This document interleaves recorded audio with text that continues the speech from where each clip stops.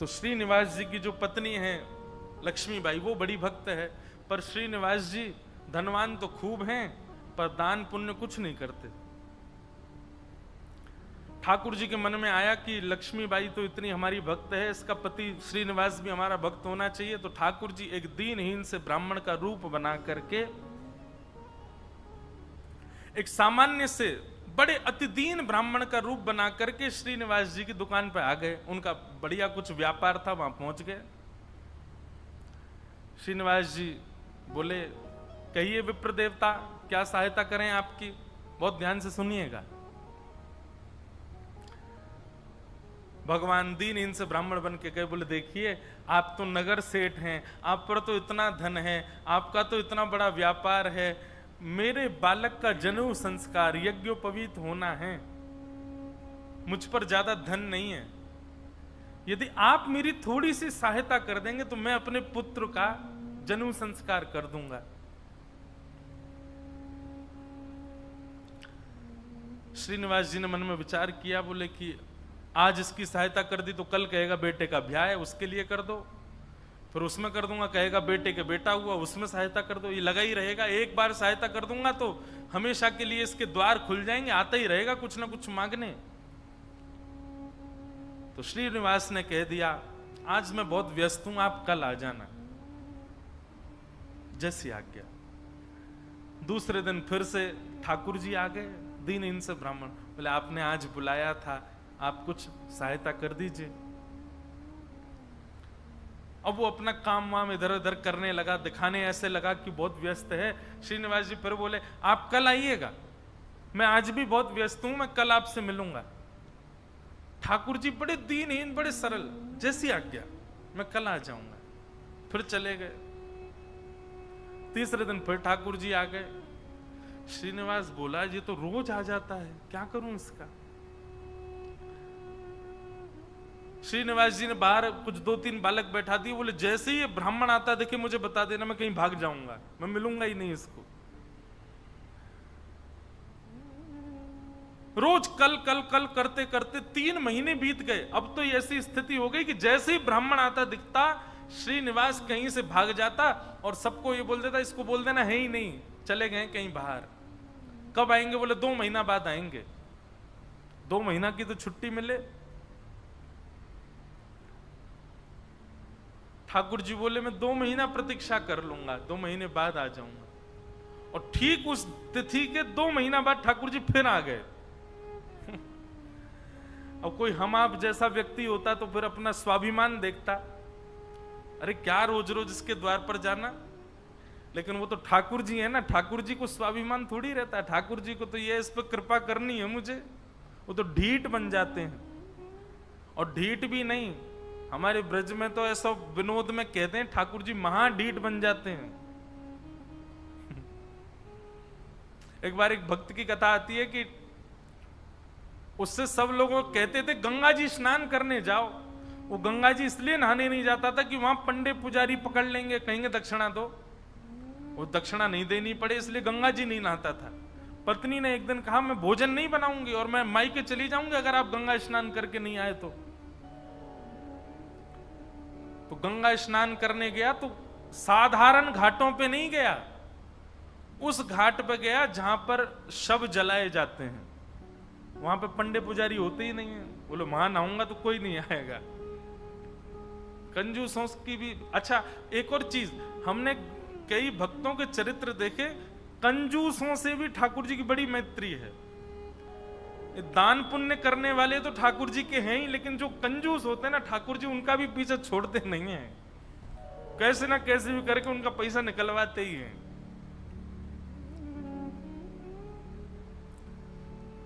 ये किसी अन्य भक्त की कथा है कि वो फिर मरघटा में गया, शमशान के घाट पर जाकर के जैसे ही डुबकी लगाई और डुबकी निकाल लगा के बाहर आया तो ब्राह्मण का वेश धारण करके ठाकुर जी आ गए। आइए आइए यजमान, जय हो, बड़े दिनान में देखो। बोले तुम यहां भी आ गए? बोले हम तो सब जगह रहते हैं। लाओ लाओ भैया, आज हमारी सुबह से किसी ने तिलक बिलक नहीं किया, लाओ चलो कुछ दक्षिणा दो। वो कथा बड़ी लंबी है, बड़ी प्रसिद्ध भी है। उसने कहा घर आ जाना, तो ठाकुर जी घर पहुंच गए। पत्नी ने कहा बाहर ब्राह्मण खड़ा है, उसको दक्षिणा देनी है। कंजूस व्यक्ति बोले उनसे कह दो आज बीमार हैं, कल आ जाएगा। पत्नी ने जाके कह दिया, बोले हमारे पतिदेव तो बीमार हैं। बोले यजमान बीमार हो गया, मैं तो यहीं बैठ करके उसका अनुष्ठान करूंगा, जब तक ठीक नहीं हो जाएगा अनुष्ठान करता रहूंगा मैं। ठाकुर जी भारी जपमाला लेकर के बैठ गए। पत्नी ने अंदर जाके बताया, बोले वो तो बाहर अनुष्ठान कर रहे हैं, तुम ठीक हो जाओ तब जाएंगे। मन में विचार करने लगा, बोले जाएगा नहीं। सुनो, बाहर जाके उसको कह दो पतिदेव तो पधार गए, भगवत धाम चले गए। पत्नी बोली 1 रुपया ही तो देना है, दे दो जाके। बोले क्यों दे दो, तुमको क्या पता कितनी मेहनत से कमाया जाता है, मना कर दो, कह दो पधार गए वो तो। पत्नी बेचारी थोड़ी रोती रोती सी गई, बोले आप अब चले जाओ, पतिदेव तो पधार गए। ठाकुर जी बाहर ब्राह्मण बन के बैठे। ठाकुर जी बोले मेरे यजमान पधार गए, अंतिम संस्कार मैं करा के जाऊंगा, मेरे यजमान है, उनकी शव यात्रा में जाऊंगा, उनकी अर्थी मैं बनवाऊंगा, चिता में लकड़ियां मैं लगवाऊंगा, अपने हाथ से एक एक लकड़ी रखवाऊंगा, और मैं वेद मंत्र बोलूंगा, मेरे मंत्रों के उच्चारण से उनके अग्नि संस्कार होगा। मुझे नहीं चाहिए दक्षिणा, आप मत देना मुझको, अब मैं मुफ्त में उनका संस्कार करा के जाऊंगा। पत्नी दौड़ी दौड़ी गई, बोले 1 रुपया निकाल के दे दो, वो तो संस्कार कराने को तैयार है तुम्हारे।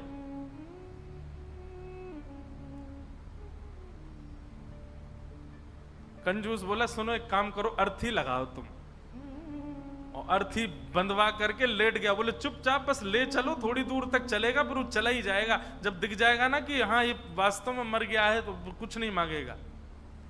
महाराज अर्थी पर चढ़ गया, राम नाम सत्य बुलवाता हुआ जा रहा है शमशान, लेकिन 1 रुपया नहीं दे रहा है।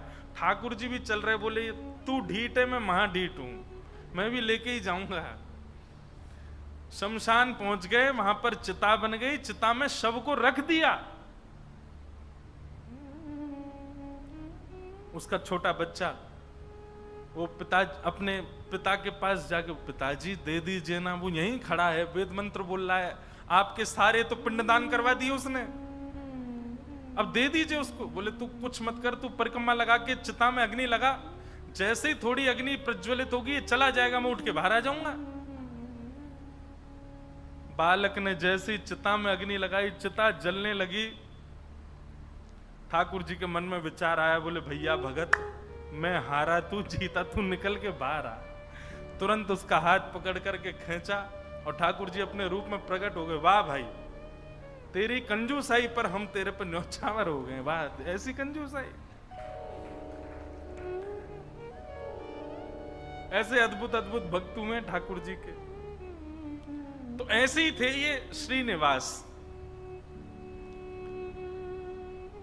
6 महीना तक ब्राह्मण को लटकाए रखा, लेकिन उसको पैसा नहीं दिया।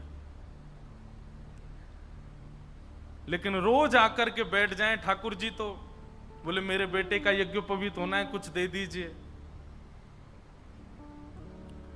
श्रीनिवास ने कहा इससे बचने का कोई और उपाय ढूंढना पड़ेगा। और उसने क्या किया, खोटे सिक्के जो कहीं नहीं चलते, खोटे सिक्के, पुराने सिक्के जो जिनका कहीं अस्तित्व नहीं है, जिनको कोई लेता तक नहीं है, उनकी 2 थैलियां बना करके, 2 पोटलियां बना करके रखी। और आज जैसे ही भगवान आए तो दोनों पोटलियां उनके हाथ में थमा दी। बोले ये लो पैसा, तुमने मांगा मैंने दिया, अब कल से मत आना यहां पर। ठाकुर जी तो सब जानते हैं, अंतर्यामी। भगवान ने जैसे ही देखा, कहा बोले ये तो खोटे सिक्के हैं, ये तो कहीं चलेंगे ही नहीं, इनका तो कोई प्रयोग ही नहीं होगा। बोले देखो बात हुई थी धन देने की, धन मैंने दे दिया, अब खोटा दूं अच्छा दूं ये मेरे ऊपर है। तुम मंगता हो, मैं दानी हूं, मैं चाहे जो दूं, तुम मना नहीं कर सकते, लेके जाओ इनको। ठाकुर जी बोले कृपा तो इस पर मुझे करनी है, चाहे जो हो जाए। ठाकुर जी चुपचाप श्रीनिवास के घर पहुंच गए। और घर जाकर के उनको पता था कि पत्नी परम भक्ता है, उसके आगे जाकर के ठाकुर जी तो रोने लगे और रोते रोते बोले 6 महीना से श्रीनिवास जी मुझको रोज बोल देते हैं कल आओ कल आओ कल आओ, और 6 महीना बाद आज मुझको ये फूटी हुई कौड़ियां दे दी हैं, खोटे सिक्के दे दिए, कहीं नहीं चलेंगे, मैं अपने पुत्र का कैसे करूं यज्ञोपवीत संस्कार।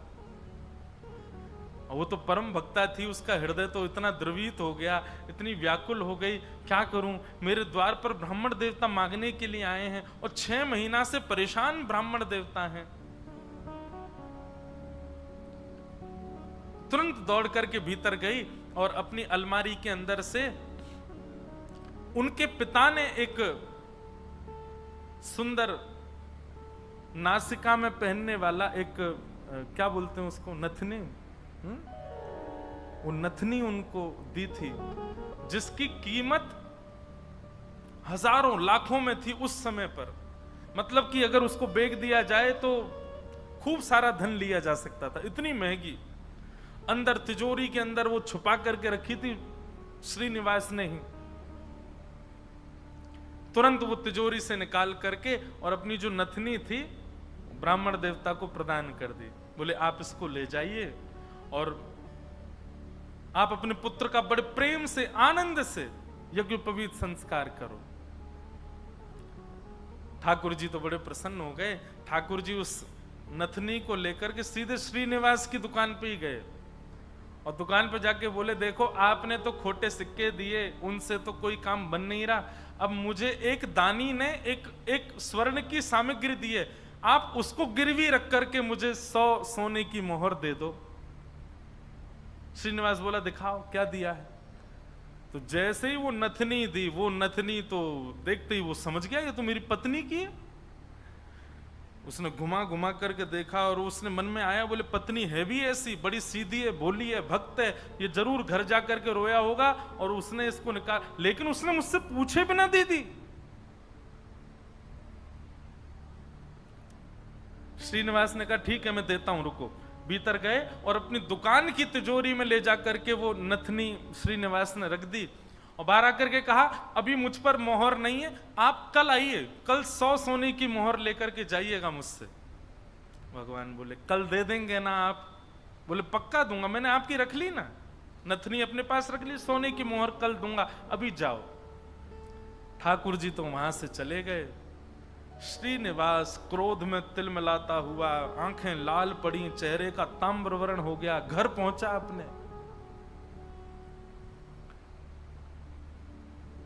घर में जाते ही चिल्लाने लगा कहां हो, बाहर आओ निकल करके। पत्नी दौड़ी दौड़ी आई, क्या हुआ क्या हुआ? बोले सुनो, तुम्हारे पिता ने जो तुमको नथनी प्रदान की थी बड़ी बहुमूल्य, उसमें बहुत सारे रत्न लगे हैं, बहुत सुंदर एक हीरा लगा, जरा लेके तो आना, मुझे देखनी है वो। अब पत्नी घबराने लगी, बोली वो तो मैंने ब्राह्मण को दे दी और श्रीनिवास अपनी तिजोरी में रख करके आए थे। इधर उधर घूमने लगा और बार बार पूछे कहां है नथनी, जल्दी लेकर के आओ। पत्नी घबरावे, थोड़ी देर में बोला यदि तुम लेकर के नहीं आई तो तुमको जीवित गाड़ दूंगा मैं, तुम्हारी मृत्यु कर दूंगा मैं, जल्दी लेकर के आओ, भीतर जाओ। श्रीनिवास का क्रोध देख करके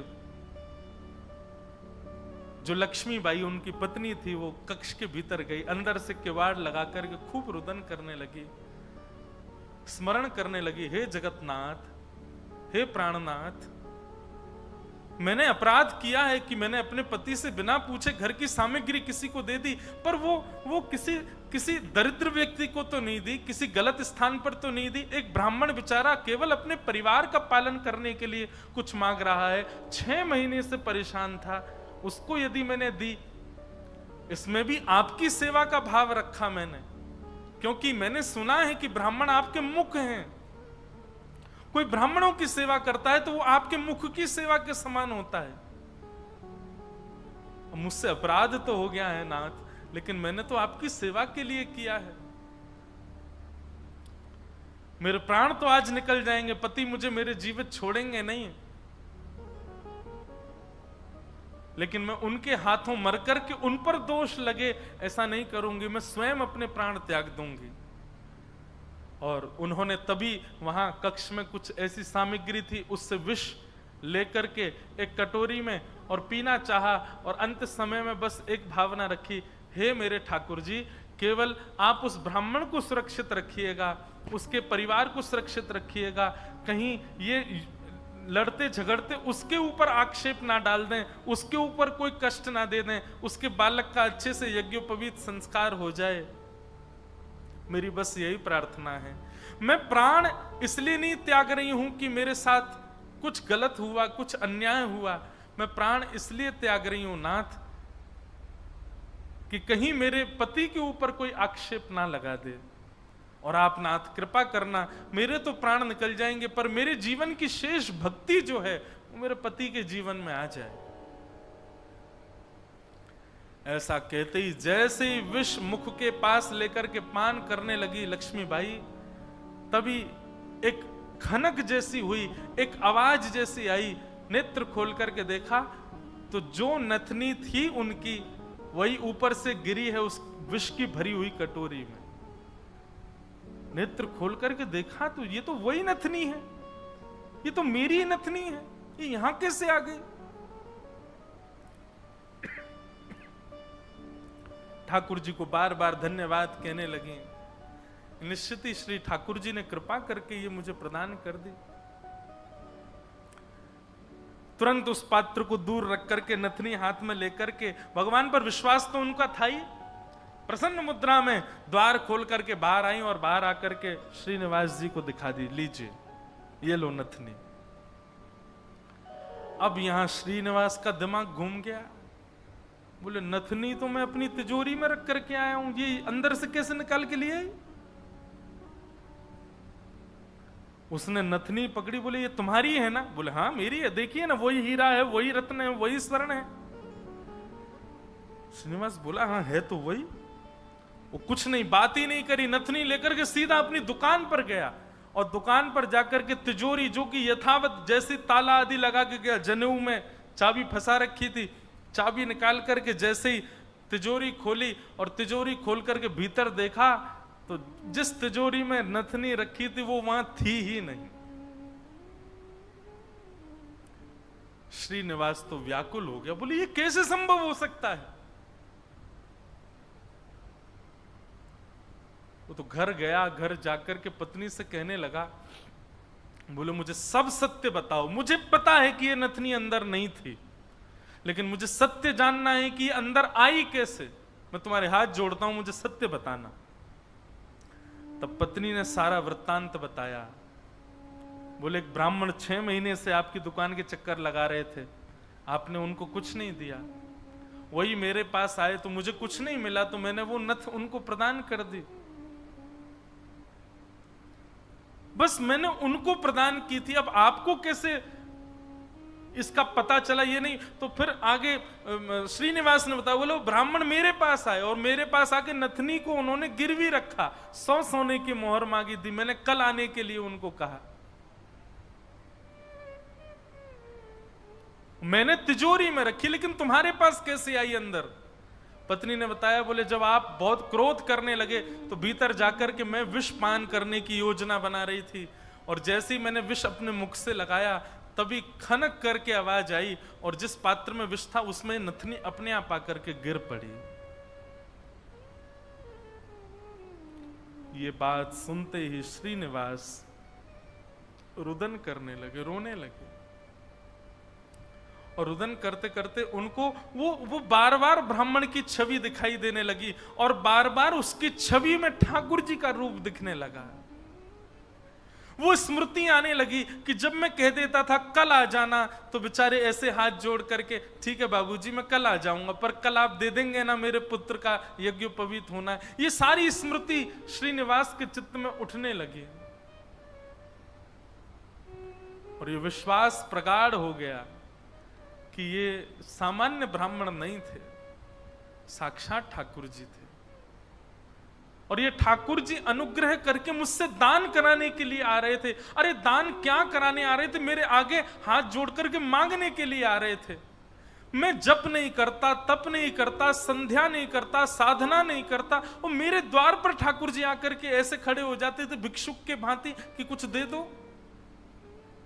मैंने ठाकुर जी को भिक्षुक बनाया, मैंने ठाकुर जी को प्रतीक्षा करवाई, मैंने ठाकुर जी को टालता रहा। अपनी पत्नी के चरण पकड़ लिए, बोले तुम्हारी भक्ति किस योग्यता है? मैं तो घोर नास्तिक हूं, मैंने तो अपने जीवन में कुछ भी अच्छा नहीं किया। ये तुम्हारी भक्ति का प्रभाव कि ठाकुर जी मुझ पर अनुग्रह करने के लिए आ रहे हैं। मैंने ठाकुर जी को टहलाया, मैंने ठाकुर जी से प्रतीक्षा करवाई, मैंने ठाकुर जी को इतना कष्ट दिया इस संपत्ति के लिए, इस धन के लिए। तुरंत हाथ में जल लेकर के, अक्षत लेकर के, दक्षिणा रख करके अपनी पत्नी से कहा तुम भी हाथ रखो, और दोनों ने हाथ में हाथ रख करके अपनी संपूर्ण संपत्ति, जितनी संपत्ति है, दुकान, मकान, बगान, जो कुछ भी था उनके पास में, सबको संकल्पित करके कृष्णार्पणमस्तु, हम सब ठाकुर जी को अर्पित करते हैं। इस संपत्ति के चक्कर में मैंने ठाकुर जी से प्रतीक्षा करवाई, इस संपत्ति के आगे मैंने ठाकुर जी को इतना कष्ट दिया।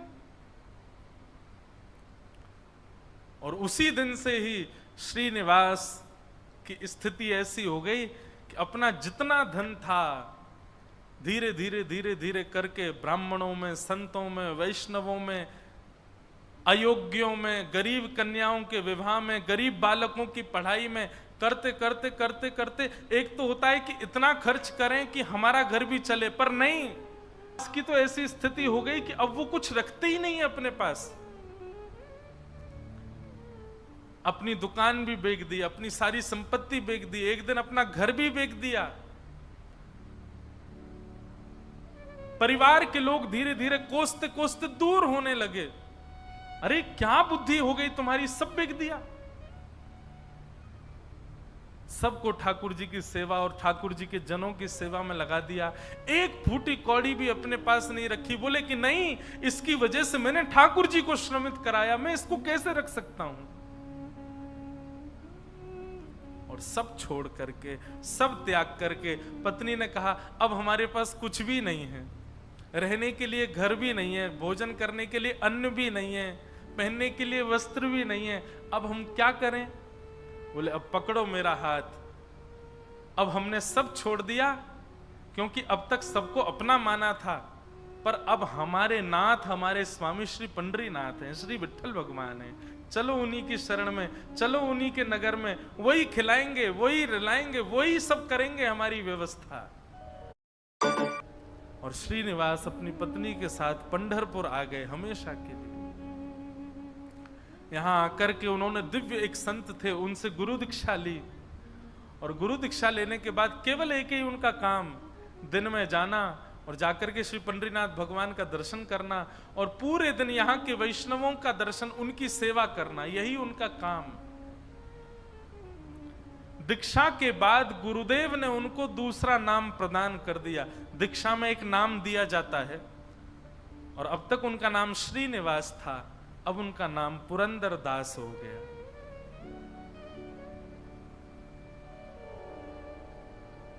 श्री पुरंदर दास चंद्रभागा नदी के तट पर बैठे रहते, दिन भर विठ्ठल विठ्ठल विठ्ठल विठ्ठल विठ्ठल बस चिंतन करते, और उस स्वरूप का ध्यान करते जो ब्राह्मण रोज अपने हाथ फैला करके दुकान पर आता था। चार लोगों को बैठ करके बताते कि मेरी दुकान पर कैसे ठाकुर जी आते थे, और मैं नालायक, मैं दुष्ट प्राणी, मैं रोज उनसे कहता था कल आ जाना, कल आ जाना। अरे मैंने कितना बुरा किया, लोग खड़े करके दिखवाता था, दूर से दिख जाते तो मैं भाग जाता था। मेरे द्वार पर साक्षात जगन्नाथ आते थे, और मैं उनके साथ ऐसी लीला करता, ऐसा कपट करता था। उस कपट का ही दंड दे रहा हूं खुद को। और उसी स्थिति में रहते रहते रहते रहते श्री पुरंदर दास जी एक कवि के रूप में निर्मित हो गए, और ठाकुर जी की सुंदर सुंदर रचनाएं लिखने लगे। सुंदर सुंदर पदावली, सुंदर सुंदर भाव, लेकिन पुरंदरदास जी का यह भाव है कि वो अधिकतर रचनाएं कन्नड़ भाषा में ही लिखते थे और सुंदर रचनाएं करके श्री पंढरीनाथ भगवान को सुनाया करते थे। पंढरपुर आने वाले भक्त पुरंदरदास जी की रचनाएं सुनकर के आनंदित हो जाते थे और श्री पंढरीनाथ भगवान के सन्मुख कीर्तनकार जा जा करके उस रचनाओं को गाया करते थे। इस प्रकार पुरंदरदास जी अपना जीवन शेष समय एक कवि के भांति भगवान लीला चिंतन करते करते उन्होंने ठाकुर जी के श्री चरणों में अपने प्राणों का परित्याग कर दिया। कहने का अभिप्राय,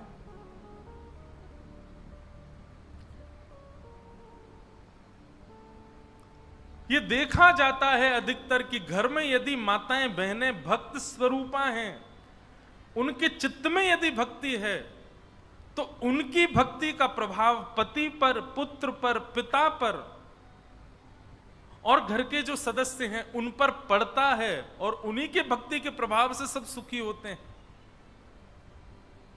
जिस प्रकार लक्ष्मीबाई की भक्ति के प्रभाव से श्रीनिवास परम भक्त हुए और परम भक्त होकर के श्री ठाकुर जी के चरणों को प्राप्त हो गए,